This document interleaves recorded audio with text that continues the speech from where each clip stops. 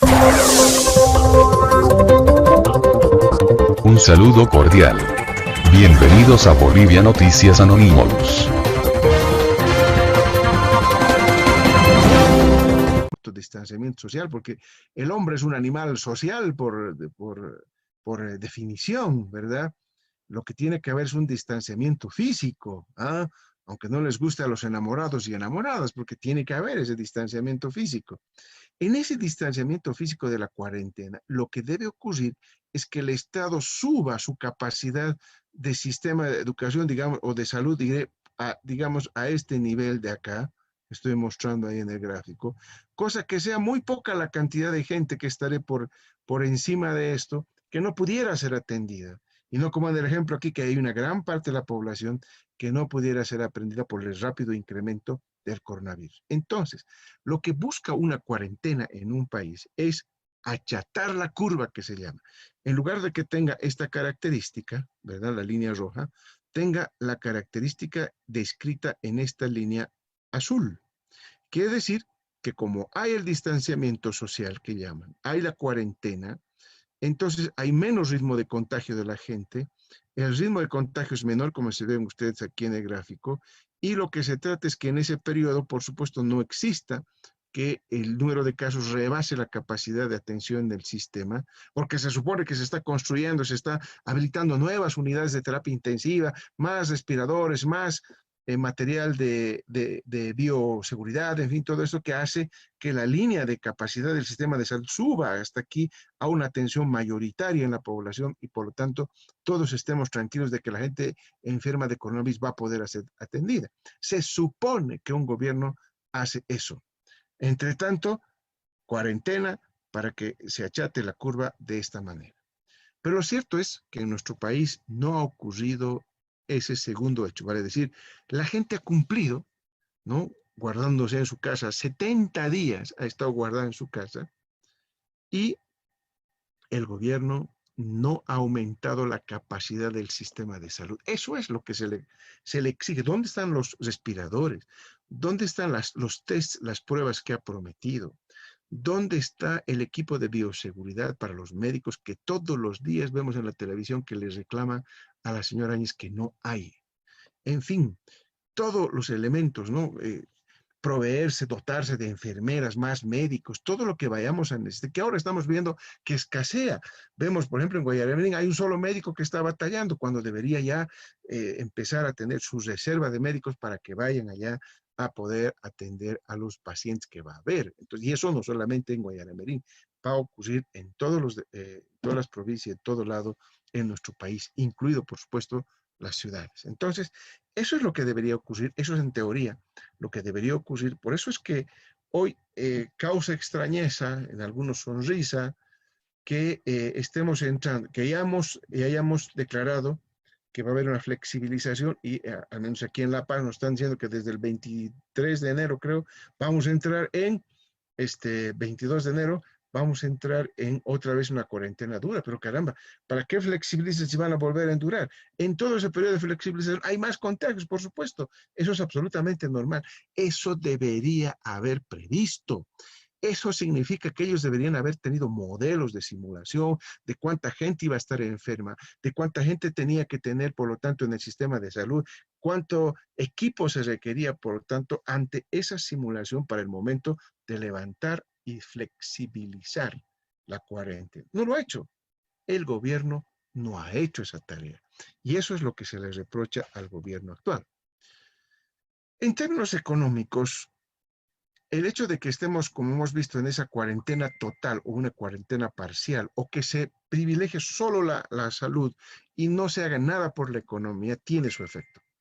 Aquí ustedes pueden ver, por ejemplo, la línea roja es cuando un país no hace nada por la economía y solo se dedica a la cuarentena y al tema de salud. Lo que se consigue, por lo tanto, es, aquí estamos viendo, una profunda recesión. Esto marca la recesión. Cuanto más no más se dediquen exclusivamente a la salud antes que a la economía, la recesión va a ser más profunda y va a ser más difícil salir, por supuesto.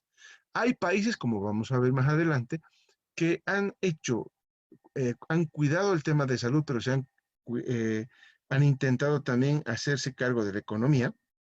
Entonces la recesión en ese país va a ser menos profunda que cuando solamente se hace exclusiva solución a la parte médica antes que la económica, y por lo tanto los que han hecho una combinación de lo económico más la salud van a salir más rápido de la crisis. Esto es muy importante porque esta es la teoría y vamos a ver enseguida la práctica.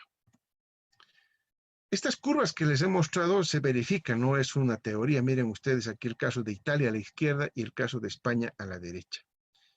Se ha modelado los efectos del coronavirus en estos dos países, que estamos viendo que en España ya están vacacionando, ya están empezando a salir, en Italia lo propio, porque han tenido este comportamiento que, como ven ustedes, hay una escalada muy fuerte que lo han vivido en Italia en el mes de marzo, y luego ha ido cayendo durante los siguientes meses. Lo mismo en el caso de España, ha habido ese pico, ese incremento, esa aceleración que hay en el caso de contagios y todo ello que se ha dado en marzo también, y para luego sentir este descenso que, como ustedes pueden ver ustedes, cuando hay la asistencia médica, cuando hay todo eso, empieza a ver el descenso naturalmente. Eso es lo que ha ocurrido en otros países observado. Esta misma Universidad de Diseño y Tecnología de Singapur ha hecho un ejercicio para Bolivia. Vean ustedes, aquí están los datos, ¿no? Está subiendo. Entonces, lo que ocurría para el mes de mayo y lo que va a venir en junio es pues que vamos a estar alcanzando esta parte de la curva, ¿no? De los casos más altos. Y eso se está viendo, ustedes ven en la televisión y la gente se empieza a asustar, ¿verdad? Eso es absolutamente normal. Esto tenía que darse en el momento en que la gente salga, claro, hay más contagios, todo eso.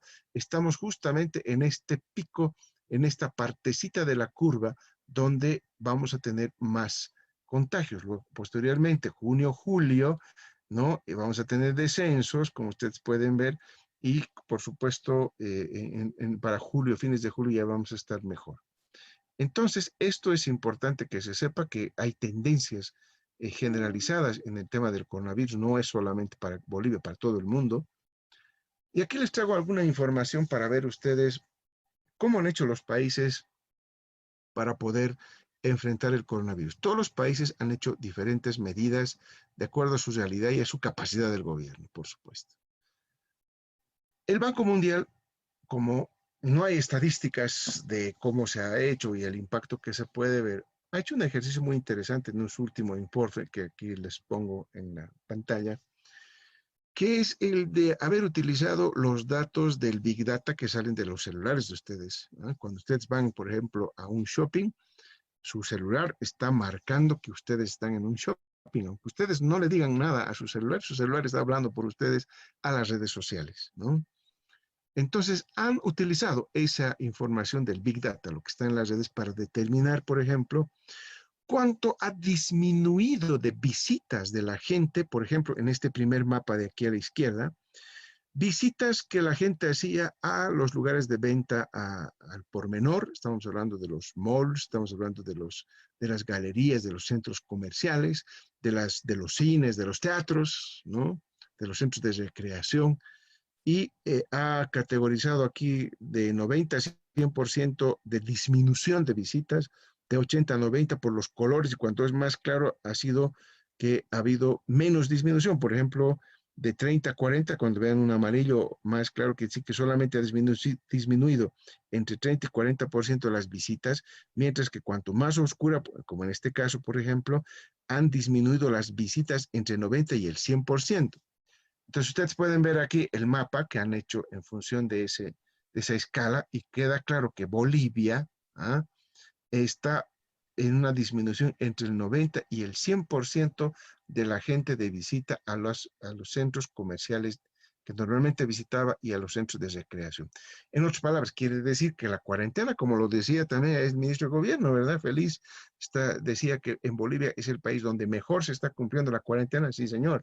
Tenemos entre 90 y 100% de ausencias de gente en esos lugares, quiere decir que toda la gente está en su casa, ¿verdad? Entonces, evidentemente Bolivia, esto es un elemento fundamental, porque Bolivia ha sido el país que más ha priorizado la salud que la economía les ha valido la economía y les ha valido mucho, supuestamente, la salud. Aunque en ese periodo de pandemia, como hemos visto, no hay un aporte, no han hecho gestión y que sí les importara verdaderamente la salud. Aquí tenemos, por ejemplo, Colombia, Ecuador, Perú, que están entre un 80 y un 90% de ausencia, y los demás países tienen colores más claros, que quiere decir, miren, México, por ejemplo, entre un 40 y un 50%, porque la cuarentena aquí era voluntaria. ¿Ah? Interesante, ¿verdad? En otros países era mucho más flexible, no podía salir, no, en fin. El caso nuestro ha sido muy rudo, ¿verdad? Una cuarentena muy estricta y por eso estamos aquí con el color. ¿Esto qué quiere decir? Que la economía ha sido duramente afectada en el caso de la política contra el coronavirus en nuestro país. Esto es un dato importante. Ese hecho también se corrobora cuando aquí tenemos en este otro mapa lo mismo, pero de visitas a los lugares de trabajo que tiene la gente, ¿no? A las fábricas, a las empresas, a todo eso. Sí ha habido una disminución drástica de visitas a los lugares de trabajo, como es el caso de Bolivia, nuevamente acá, que entre el 70 y 80% ha habido de disminución, lo que quiere decir que solamente ha ido a trabajar la gente entre un 30 y un 20% a trabajar, el resto se quedó en su casa, ¿verdad? Entonces, nuevamente Bolivia es el país que más disminuciones ha tenido de visitas a los lugares de trabajo. Quiere decir que, por lo tanto, se ha cumplido con mayor rigurosidad el tema de la cuarentena que el resto de los países de la región. Vean ustedes. Entonces, eso lo está diciendo el Banco Mundial. Esto es muy importante porque Bolivia es el país que más ha afectado la economía con su lucha contra el coronavirus. ¿Mm? Y bueno, uno diría, bueno, hay un costo que incurrir. Si la lucha es efectiva, si estamos logrando derrotar, si estamos avanzando, ¿no? Si ya estamos en la bajada de la curva, pero como sabemos, eso no es verdad. Entonces aquí, en el caso boliviano, hemos tenido los dos efectos negativos. La economía que se desploma y es el país donde más ha empeorado la economía por el coronavirus, por una parte, y dos, y esto es importante para lo que viene, ¿qué vamos a hacer si estamos saliendo de lo más hondo que hay, como les he mostrado el gráfico anterior, de lo más hondo de la crisis? Entonces vamos a tardar mucho más en recuperarnos. Eso está claro, eso debe quedar claro, porque miren ustedes, en los gráficos son contundentes. Bolivia es el país que más ha afectado su economía de la región y tampoco ha resuelto el problema en la salud. Por lo tanto, al final del problema, después de los 70 días de cuarentena, estamos con un profundo problema económico, pero también estamos con un profundo problema médico. Entonces, grave pues la situación, y eso es lo que estamos viviendo en Bolivia, en síntesis, respaldado nuevamente en informes del Banco Mundial. Vean ustedes. Las calificadoras de riesgo, esto es un dato importante, han empezado a disminuir la calificación de Bolivia. Esto es muy importante. ¿Qué quiere decir? Que perciben, ¿no? Y esto es antes del coronavirus. Antes del coronavirus empiezan a disminuirnos la calificación de riesgo, estas calificadoras internacionales, lo que quiere decir que perciben que la economía boliviana ya venía mal, antes del coronavirus. Entonces, para completar la figura, estamos viniendo ya de una caída sin coronavirus de la economía desde el año pasado, luego lo vamos a verificar con muchos otros datos. A eso tomamos la decisión más dura contra la economía para luchar contra el coronavirus, como se han visto también, y por lo tanto tenemos sobre esta caída que ya venía del mal manejo económico del país desde noviembre del año pasado, tenemos aún caída mucho más fuerte por el tema del coronavirus en Bolivia. Entonces, esto nos tiene que dar cuenta lo difícil que va a ser al país sacar adelante luego del coronavirus. Pues ya nos vamos dando, por eso es que presento estos datos para que tengamos claridad. Aquí tenemos la deuda, como ha ido creciendo, perdón. Aquí tenemos la deuda que al mes de noviembre eran 11,000 millones y estimamos que por lo que se está queriendo prestar este gobierno, vamos a tener más de 14,500 millones de dólares de deuda. Es decir, en menos durante 6 meses se van a prestar cerca de 3.500 millones de dólares más. ¿Ah? Es mucha plata. ¿Dónde está esa plata? ¿No? ¿Dónde está? Eso es lo que hay que preguntar, porque el gobierno, lamentablemente, no es transparente ni en las donaciones que está recibiendo por el coronavirus, ni en los recursos de deuda que están llegando al país. La deuda con respecto al producto, por lo tanto, va a subir de 27 a 38% aproximadamente. Es una cifra muy alta de endeudamiento. Fíjense usted, en nuestro gobierno nunca hemos tenido más del, como en el peor caso, el año 2006, de 28%, que lo bajamos inclusive hasta 14% de la relación deuda externa-producto, y ahora se va a disparar, de acuerdo a esto, con estas deudas que se va a hacer este gobierno, 38%. Y aquí viene una crítica a este gobierno. No puede un gobierno transitorio hipotecar el país, porque quien va a tener que resolver este problema, ¿quién es? El próximo gobierno. Vale decir, nosotros, el MAS, va a tener que resolver este problema de un mayor endeudamiento. Un país cuya economía está destrozada, como estamos viendo. Vamos a recibir un país destrozado y endeudado. Eso es lo que a nosotros nos preocupa. Y por eso es que mucha gente está percibiendo que este problema va a suceder, ya ha pedido elecciones ya, porque cuanto más tardamos en que este gobierno siga ahí, más y más nos hundimos en el tema económico. Y peor, no solamente el tema económico, sino también en el tema sanitario. Este es un tema de fondo.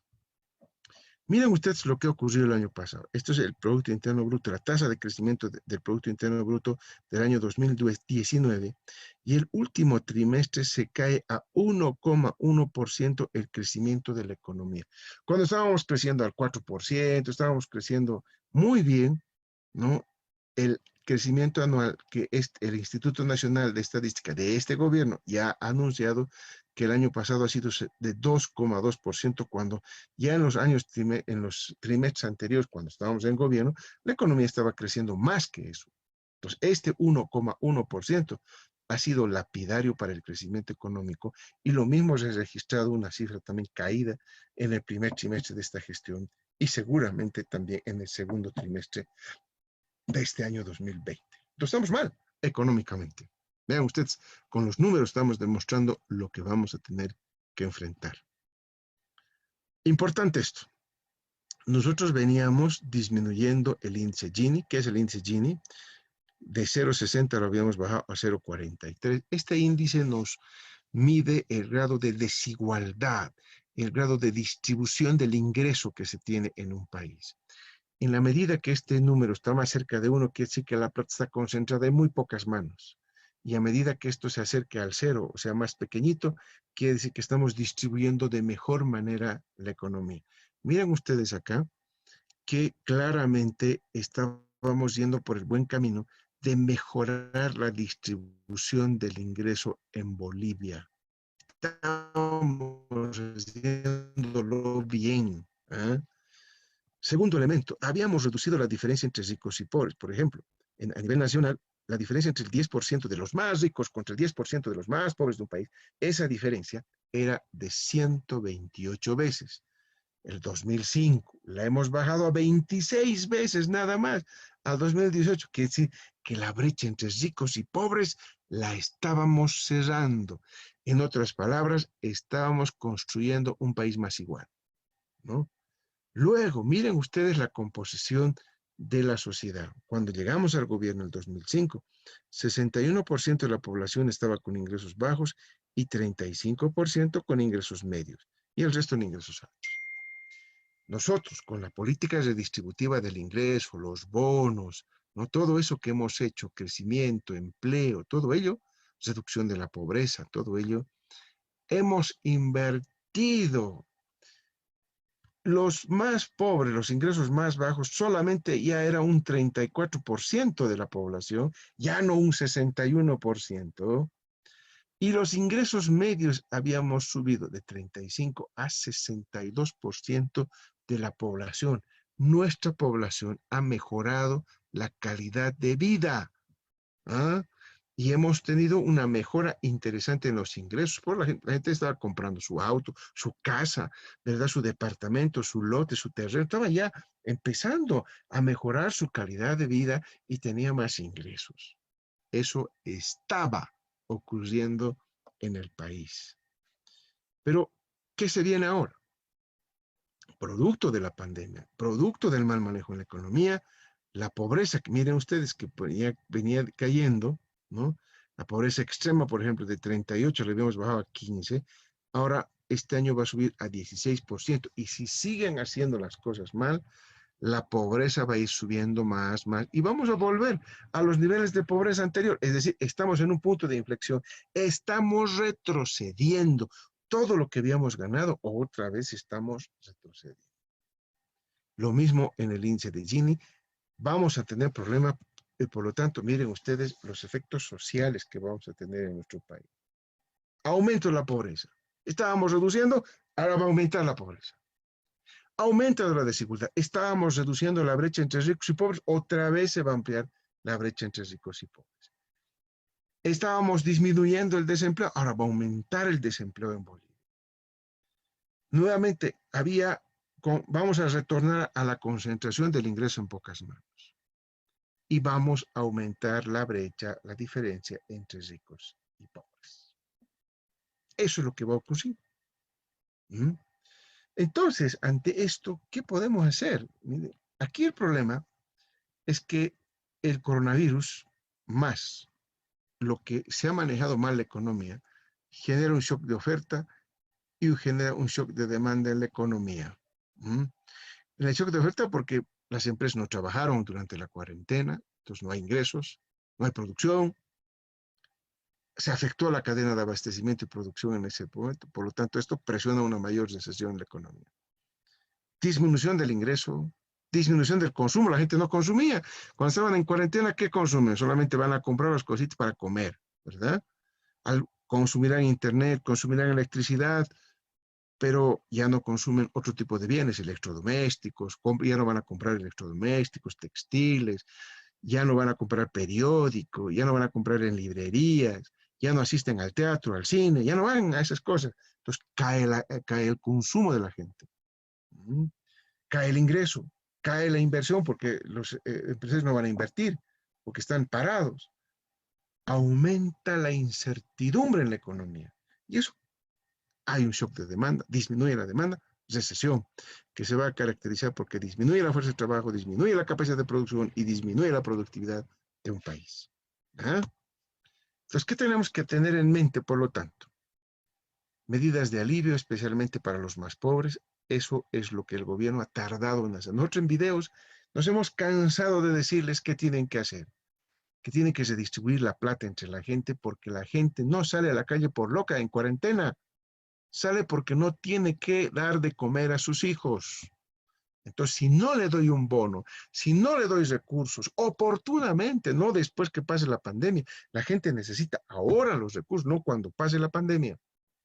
Como no dieron oportunamente los bonos, entonces, ¿qué ocurrió? La gente salía a las calles y se exponía a el contagio. Por lo tanto, estábamos poniendo a la gente en la disyuntiva de salir a la calle y contagiarse por el coronavirus y tal vez morir, o morir de hambre en la casa porque no hay nada que comer. Ese es el problema que generó este gobierno. Por eso la gente salía. Por eso el problema de Cochabamba que hemos visto en Caracara. Por eso el problema de algunos barrios de nuestras ciudades donde la gente salía nomás a vender, exponiéndose, porque necesitaba dar de ingresos y comprar algo para sus familias, ¿verdad? Ese es el problema social que el gobierno nunca entendió, porque por supuesto no le interesa la vida de los más pobres y de los más necesitados en el país, no le interesa. Por eso llamamos a las ollas comunitarias, por eso llamamos a que se den políticas sociales de paliativos a la gente, ¿verdad? Pero en fin, eso ya es parte de la historia de nuestro país. Luego, hay que focalizar las medidas de política económica y social ahora. No podemos dar a todos, hay que centralizarse entre los que menos tienen.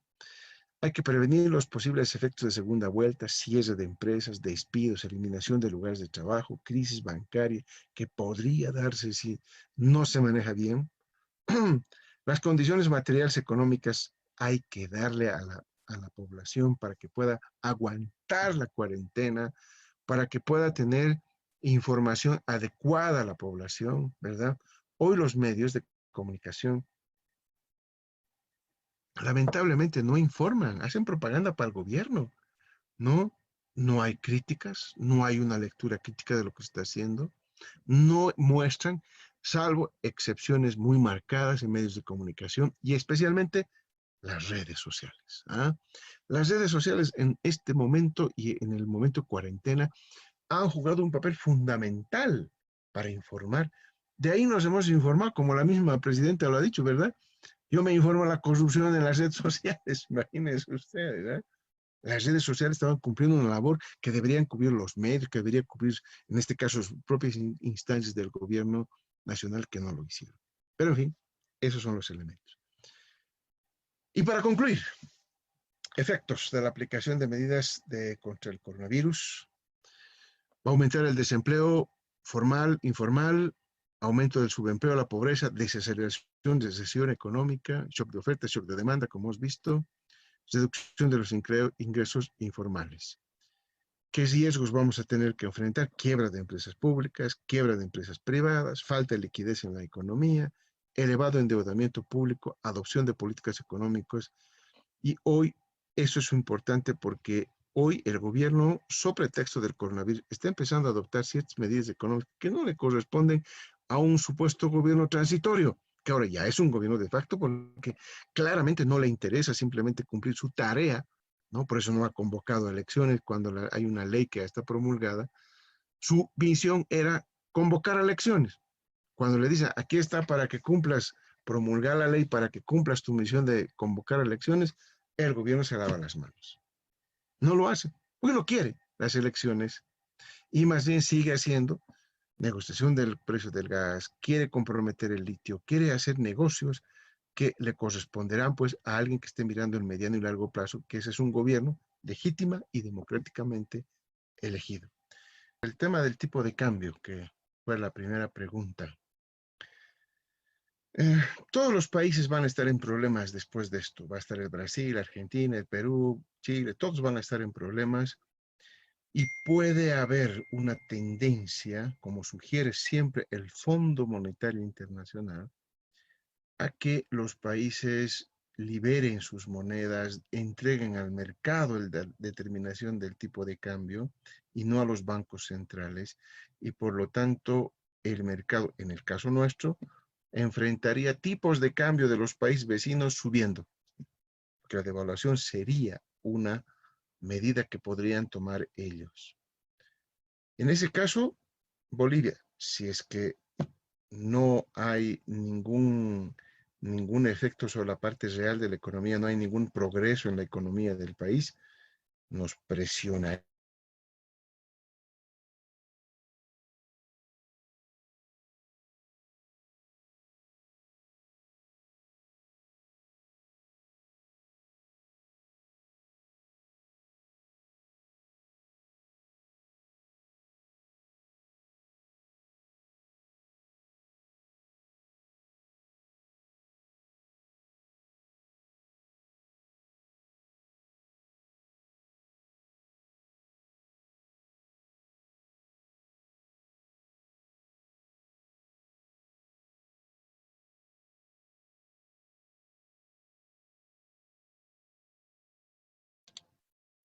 Me fui por un momento, no sé hasta dónde me han seguido.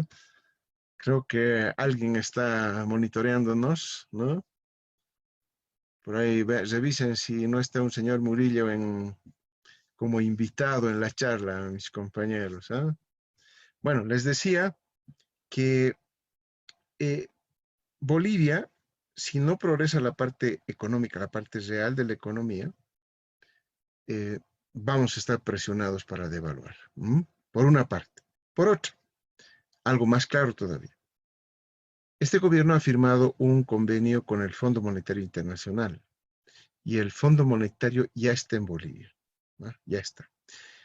Les han aprobado un crédito de 320 millones de dólares que, como todo crédito del Fondo Monetario, tiene condicionalidades, ¿no? Evidentemente, no hay una condicionalidad en el corto plazo, ¿no? No hay en el corto plazo una condicionalidad, vale decir, corto plazo estamos entendiendo lo que ellos mismos dicen, el periodo del coronavirus, el periodo de la pandemia, ¿no? Les dicen a ellos, está bien, no muevan el tipo de cambio en este periodo, no muevan o pueden gastar más si quieren para el tema social durante el periodo del coronavirus, pero después me liberan el tipo de cambio, ya saben lo que estoy diciendo con eso, y me ajustan el déficit fiscal, lo que quiere decir que no me gastan más, políticas restrictivas, y volvemos a el periodo de los años 90, a principios del año 2000 en Bolivia, que había neoliberalismo.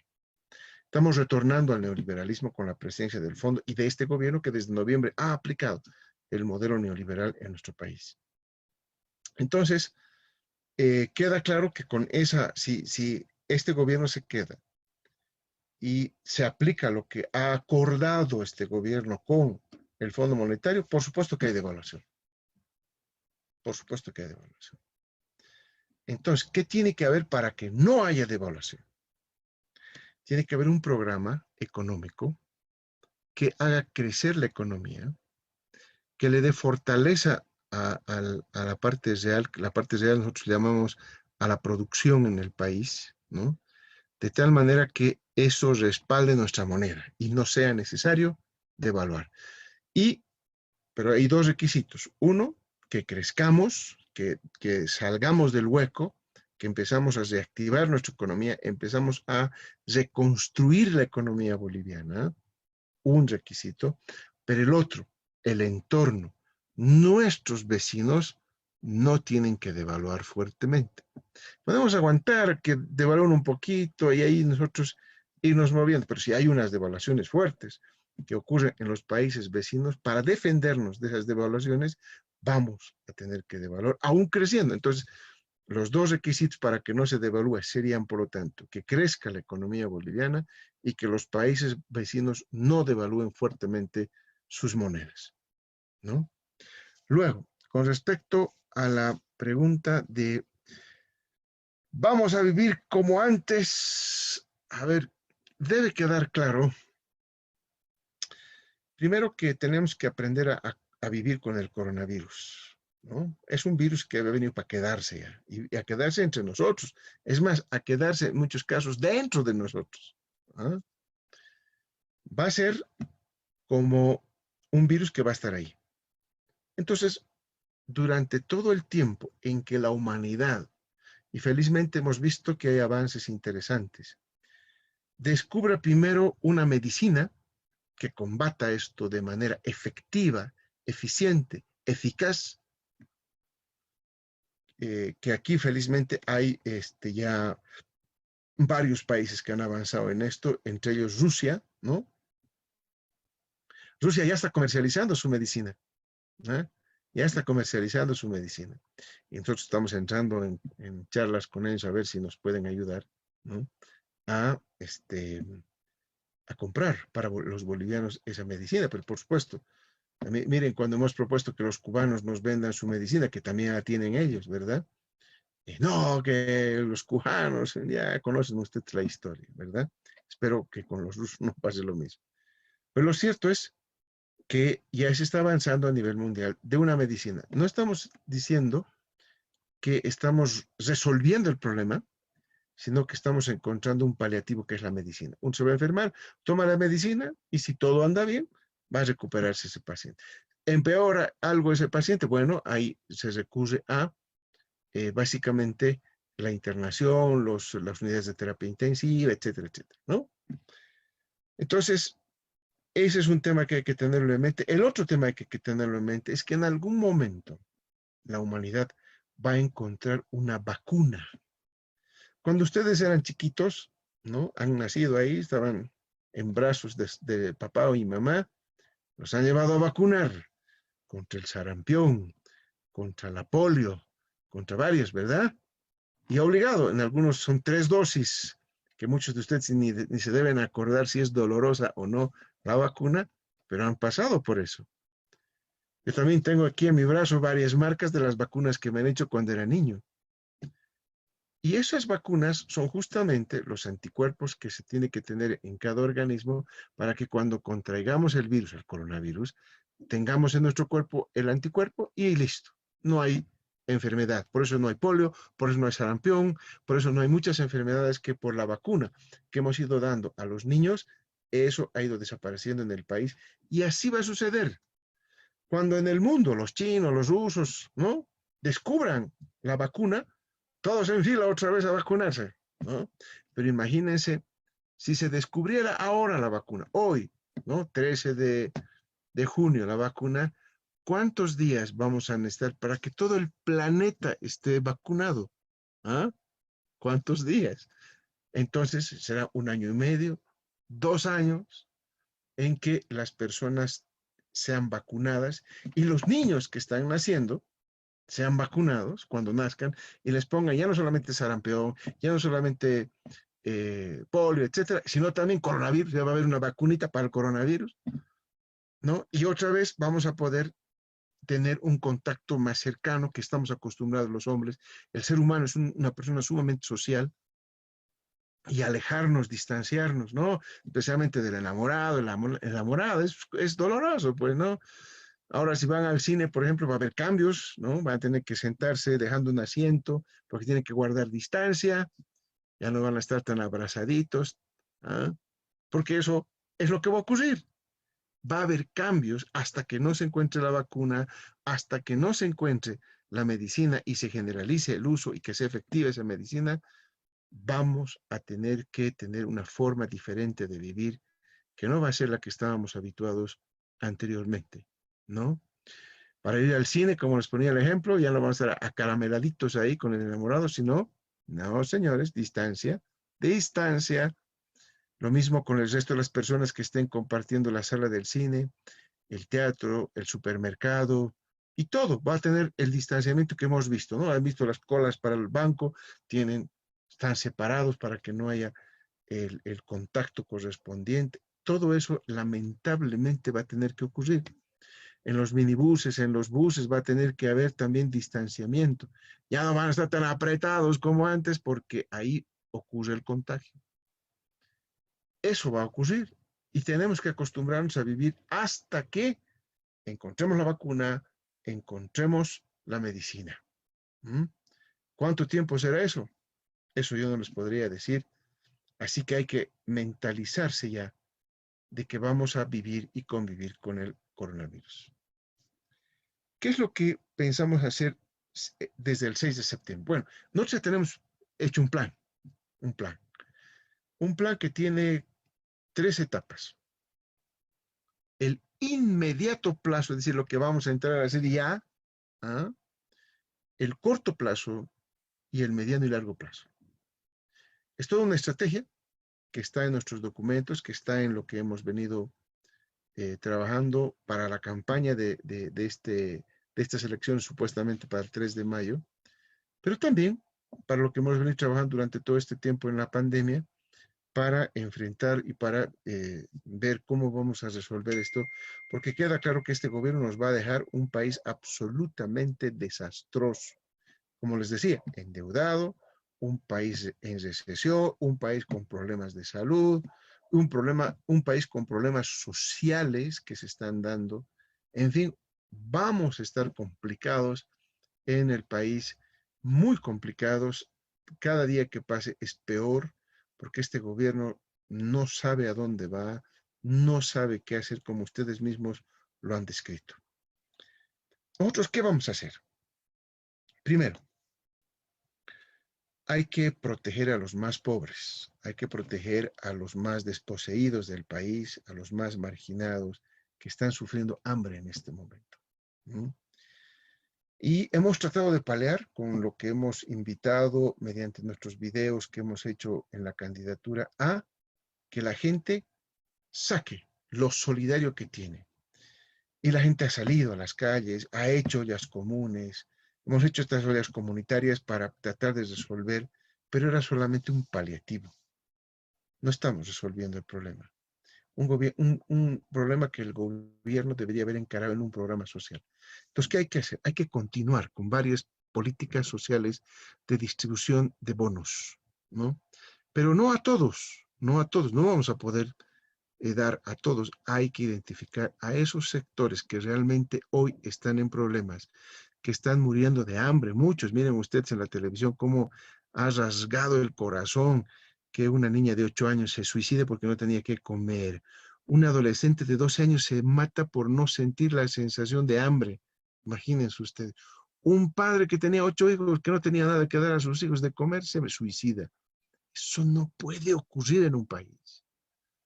Un país donde la política económica y social está totalmente deshumanizada hoy. Y eso hay que recuperar, lo humano. Vamos a tener que hacer una política social como estos bonos, ¿no? Pero por supuesto, mucho mejor diseñados y focalizados a esa gente que realmente lo necesita. ¿Ah? Para que no caigamos en pobreza, como hemos visto que ya está empezando a revertirse otra vez está empezando a subir la pobreza. No puede ser que tantos años de trabajo, ¿ah?, para reducir la pobreza, mejorar los índices de desigualdad, etcétera, que hoy volvamos a tener eso porque se manejó mal la cosa, ¿no? Hay que hacer política social. Es lo primero que hay que mantener la política social y mejorarla, por supuesto, de lo que han hecho mal ellos, para que podamos alcanzar a sacar de la pobreza, mantener en buenos niveles a los más humildes, a los más necesitados. Primera cosa. Eso no solamente por lo social, hay una parte económica ahí. Si le damos ingreso a esa gente que no tiene hoy ingreso, vamos a darle capacidad de compra, demanda. Y la demanda va a hacer que alguien produzca lo que esta gente demanda. Entonces estamos generando capacidad de demanda para que haya alguien que produzca. Si esa gente va a consumir un pan, alguien produce el pan. Para producir el pan, alguien está produciendo el trigo, alguien está produciendo la levadura, alguien está produciendo el gas para los hornos que se produzcan el pan, ¿verdad? Todo ese efecto multiplicador se va a dar porque vamos a conservar esta demanda a través de políticas sociales. Eso es el primer elemento. Segundo elemento. En el corto plazo, lo que va a poder reaccionar rápidamente son solamente 3 sectores. Rápidamente. Agropecuario, la manufactura y el turismo. Entonces, en el corto plazo ya hay que sacar medidas de incentivo a la manufactura, ¿ah?, a las micro y pequeñas empresas, fundamentalmente, ¿no? Yo antes de que hubo el golpe el año pasado, nosotros ya estábamos diseñando con los microempresarios una estrategia de industrialización que ahora hay que retomarla e implementarla ya no más. ¿Ah? Industrialización. Y una industrialización, no por industrializar, por locura de industrializar, no, industrialización apuntando a la sustitución de importaciones. Industrialización para sustituir importaciones. Muchos de los productos que hoy estamos importando, que ustedes consumen, los podemos producir en Bolivia. Ustedes tienen que ser, y los jóvenes tienen que ser los pioneros. Así como la juventud nos ha mostrado el camino de que hay que saber respetar el medio ambiente, de que hay que tener cuidado con el medio ambiente, también los jóvenes tienen que liderizar la batalla para que nosotros produzcamos lo que consumimos. Ustedes se compran un chocolate en la calle, fíjense de dónde es ese chocolate, hecho en Brasil, hecho en China, hecho en Perú. ¿Y por qué no consumimos el chocolate boliviano? ¿Ah? Cuando nosotros consumimos el chocolate brasilero, el chocolate chileno, estamos dando empleo a los chilenos y a los brasileros. No estamos dando empleo a los bolivianos. Y hoy, más que nunca, necesitamos empleo e ingresos para los bolivianos. Entonces tiene que haber una toma de conciencia también, así como en el pasado los jóvenes tomaron conciencia sobre la madre tierra, hoy tienen que tomar la batuta sobre el consumo de lo boliviano, sobre la producción de lo boliviano. Esa tiene que ser una bandera de la juventud revolucionaria ahora, ¿eh? Porque el país nos necesita. Entonces vamos a fomentar a esa industria, a la micro y pequeña empresa fundamentalmente, para que produzcan cosas que sustituyan lo que importamos. ¿Ah? Entonces vamos a producir todo eso, hay que incentivar, hay que traer maquinaria, hay que darles tecnología, hay que darles asistencia técnica, hay que darles mercados. a la micro y pequeña empresa. ¿Mm? Hay que inclusive tocar las puertas de la mediana y gran empresa cuando sea necesario para grandes proyectos de industrialización y de sustitución de importaciones allá donde sea necesario. Eso va a tener una reacción más rápida. Luego, agropecuario. Normalmente, y eso lo vengo diciendo yo desde marzo en mis videos, van a ver ustedes, ahí están, vean en nuestras páginas oficiales, están colgados nuestros videos. Normalmente, detrás de una pandemia, viene un fenómeno llamado, otro virus, otra pandemia, como dice la Organización Mundial de la Salud, que es la hambruna. No hay suficientes alimentos. Por eso es que yo proponía varias veces que se flexibilice el tema de la cuarentena, especialmente para nuestros compañeros que van a trabajar la tierra en el área rural, porque eso garantiza alimentos. No solamente había que garantizar que los alimentos que ya se han producido lleguen a las ciudades para el abastecimiento, que todos estén felices comprando sus papas, sus chuños, sus zanahorias, sus cebollas, sino también hay que garantizar el consumo en las áreas rurales. También los hermanos consumen gas licuado, pues, fideos, azúcar. Entonces hay que garantizar que también los productos que están vendiéndose en la ciudad puedan ir al área rural. Y también se garantice los abonos, las semillas, los fertilizantes que nuestros hermanos del campo utilizan para producir. Y hay que fomentar esa producción agropecuaria. Entonces vean ustedes, el sector agropecuario en el occidente y en el oriente tiene que incentivarse para que no falte la comida. Lo peor que puede ocurrir en un país es que luego de la pandemia no haya comida. ¿Ah? Entonces tenemos que garantizar, y este gobierno no entendió eso. Por eso los hermanos del campo estaban pidiendo flexibilización de la cuarentena, porque estamos en un ciclo, en el ciclo agrícola, donde en este momento hay que ir a producir, hay que ir a sembrar, hay que ir a plantar, porque de acá a 4 o 5 meses vamos a estar cosechando. Si no plantan ahora los hermanos, no hay cosecha en 4 o 5 meses. No hay alimentos en 4 o 5 meses. Entonces, eso no entendía este gobierno. Y nosotros nos cansamos de repetir esto en todo lado. Entonces, sector agropecuario, y eso reacciona más rápidamente. Porque son 4 o 5 meses, ya hay más producción, hay abastecimiento, se aumenta la producción, hay demanda de consumo, ahí está. Luego, el turismo. Pero cierto tipo de turismo, porque el turismo receptivo que estábamos acostumbrados, especialmente ustedes los orureños, en carnavales que venían muchos turistas de afuera, estén seguros que para el próximo carnaval no va a haber la misma cantidad de turistas. ¿Por qué? Por el coronavirus. Miedo a contagiarse. Entonces, no va a haber el turismo habitual extranjero, el que nosotros llamamos los economistas el turismo receptivo. Pero sí podemos fomentar un turismo, el turismo interno, ¿eh? Los bolivianos, que hay oportunidades, paquetes favorables para que las familias puedan ir a visitar, en lugar de irse a Punta Cana, ¿no? En lugar de irse al extranjero, que esa gente pueda venir a lugares nuestros, de Bolivia, y gastar su dinero en Bolivia. Eso hay que trabajar. Entonces son los 3 sectores que reaccionan rápidamente. No quiere decir, fíjense ustedes, que no va a reaccionar el transporte, el comercio, los servicios. Eso va a reaccionar de manera secundaria. Primero el efecto de jalón, ¿no? Como cuando un auto se arranca y pone uno a primera para que arranque el auto, se pone toda la fuerza ahí, y una vez que arranca ya viene justamente la inercia, ¿verdad? Ya el carro en movimiento, ya puede uno cambiar de caja, en fin, ya está más fácil conducir el vehículo que en esa primera etapa donde está estancada la economía y empezamos a arrancar. Esos son los sectores para arrancar y luego los otros van a estar acomodándose, porque para transportar el producto agropecuario, el producto de las manufacturas, necesitamos transporte, necesitamos servicios, necesitamos varios otros, el comercio empieza a agilizar, todo el resto ya empieza la economía a moverse tras la puesta en movimiento de la rueda grande, que es el aparato productivo más importante. ¿Ah? Esa es la estrategia. Luego, van a ver ustedes que vamos a tener un elemento importante en todo esto, que es el que ya en el corto plazo vamos a tener que arrancar con los proyectos que se han quedado parados. Miren ustedes lo que ha hecho este gobierno. Este sí es un gobierno salvaje. A nosotros nos dice salvaje cuando ellos son los salvajes. Miren lo que han hecho este salvajismo económico. Han parado la planta de urea. Ahí hemos perdido más de 80 millones de dólares desde el año pasado y nadie dice nada.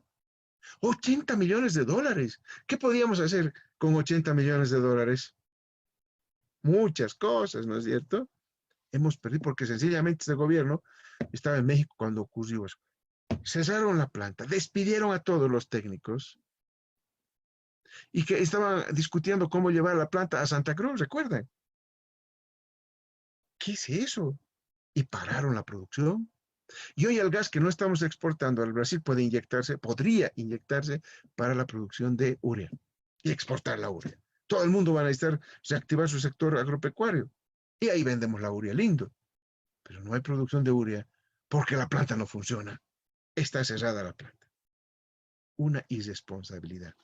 Lo mismo ocurrió con el proyecto del Mutum, con el proyecto de la planta de cemento de Potosí, con el tren metropolitano de Cochabamba y cientos de proyectos de inversión que estábamos haciendo, incluido un tema de salud que a mí realmente me ha preocupado, porque ustedes saben, yo he pasado por un problema médico muy serio, que es aquí en el Alto, nuestra planta nuclear para hacer ya el análisis, ¿no? Los PET scan para empezar a detectar el cáncer en las personas. Está parado. Con los rusos estábamos trabajando eso. Se paró.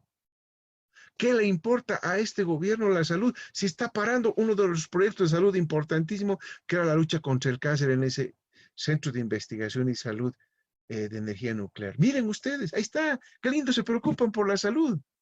Lindo es discursear y ahí están hechos concretos que pararon el tema de salud. Pararon el SUS. Lo pararon. ¿Dónde está que al gobierno le interesa la salud? Vean ustedes. Entonces tenemos muchas cosas que este gobierno ha parado. Ese sí es un salvajismo económico y de salud con los bolivianos. Como han parado todos esos proyectos, lo que hay que hacer en nuestro gobierno es inmediatamente reponerlos. El tema del litio, ¿no? Que ellos quieren negociar. Nosotros habíamos avanzado ya con los alemanes para que ellos nos garanticen mercado y la producción de baterías de litio. Imagínense, ya estaba acordado. No, ellos quieren negociar, claro, quieren negociar seguramente con algún interés muy claro, como ha ocurrido con el gas, que ya lo han negociado el gas con el Brasil. Entonces, este gobierno, por eso es de facto, es un gobierno que ha ido más allá de sus atribuciones de un gobierno transitorio, un gobierno de hacer elecciones, y lo ha ratificado ayer. No quiero elecciones, ha dicho, por eso no voy a convocar. Entonces, ¿para qué está?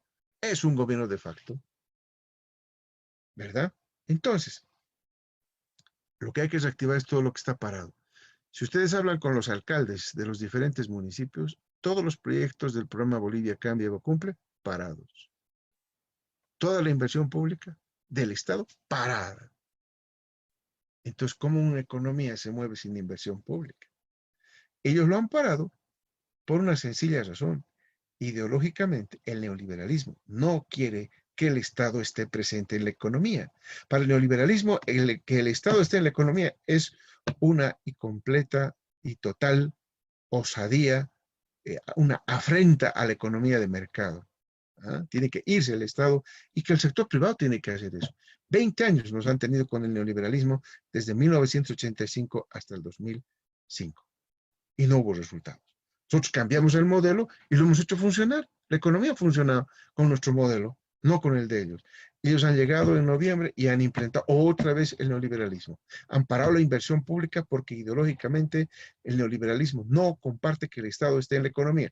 Nosotros sí. Entonces vamos a nosotros retomar la inversión pública y vamos a empezar a ver resultados. Van a ver ustedes casi inmediatamente. Empezamos a hacer nuestras obras que estaban paradas, que muchas de ellas tenían financiamiento asegurado, y empieza a reactivarse la economía en el sector construcción, en todas las fábricas, todo lo que acabo de mencionar. ¿Eh? Eso es otro. El tema de los proyectos de industrialización del gas, hay que continuar. O sea, en realidad vamos a continuar todo lo que nos han parado y frenado e interrumpido en noviembre del año pasado. El tema del litio, el tema del mutún, el tema de las hidroeléctricas para exportación de energía eléctrica. En fin, todos esos proyectos, incluido a la producción ahora de combustibles renovables, ¿no? Renovables, que eso es muy, muy importante que entremos. Bolivia es un país que depende de la importación de líquidos, de diésel, importamos gasolina, y eso está muy mal. No podemos importar todo. En la lógica de la sustitución de importaciones, tenemos que hacer nuestra propia planta para producir diésel y para producir gasolina a partir de biocombustibles renovables, que sean amigables con el medio ambiente y que sean sostenibles. Eso también está en nuestro programa de gobierno, por si acaso. Todo lo que le estoy diciendo está en nuestro programa de gobierno, ¿no? Excepto este periodo del inmediato plazo, que les he dicho que eso tenemos que aumentar en nuestro programa porque no estaba previsto el tema del coronavirus en Bolivia. Pero el resto, lo estratégico de mediano y largo plazo que les estoy mencionando, porque el tema de la minería, el tema de hidrocarburos, el tema del litio, ¿verdad? El tema de las hidroeléctricas, y muchas de las inversiones públicas son efectos que vamos a tener en el mediano y largo plazo. Nosotros tenemos claridad en lo que hay que hacer, retomar lo que estábamos haciendo, mejorar algunas cosas que estábamos haciendo mal, y eso nos va a dar el impulso en la economía. Y yo estimo, como nos van a dejar la economía, que yo he visto que nos van a dejar una recesión entre el 3.6% y un 11% de recesión, imagínense ustedes, catastrófico. Ojalá que no lleguemos a ese 11, porque ese es el rango que hemos calculado nosotros, que nos pueden dejar dependiendo de las estupideces que sigan haciendo en el gobierno actual. Nos va a tomar entre 2 años, 3 años salir de esto. Entonces, ¿de qué depende de que salgamos más rápido? De que inmediatamente tomemos las medidas correctas y adecuadas y oportunas. Ya hay que tomar medidas. Por lo tanto, cuanto más alarguen las elecciones y no estemos en el gobierno porque estamos seguros que vamos a ganar nosotros, ¿ah? Es que vamos a tardar más en salir del hueco. Entonces, cuanto más antes, es mejor, y el pueblo lo sabe. Por eso ha pedido elecciones ya. Nosotros no hemos pedido elecciones ya. El pueblo se ha manifestado de varias maneras, se ha autoconvocado en redes sociales, porque saben lo que están pasando. Entonces, tenemos un plan, tenemos una estrategia, un plan inmediato, un plan de corto plazo y una estrategia de mediano y largo plazo para que la economía rápidamente, en 2 años, 3 años, dependiendo cómo nos deje la economía, eso no les puedo decir ahorita. Cuando estemos el primer día y veamos qué nos ha dejado, ahí vamos a poder decir exactamente en cuánto tiempo vamos a poder salir de esto y qué sacrificios vamos a tener que hacer para conseguir eso. Con respecto a qué política monetaria, la política monetaria tiene que acomodarse a este proyecto y va a tener que ser expansiva, una política fiscal, monetaria, expansiva.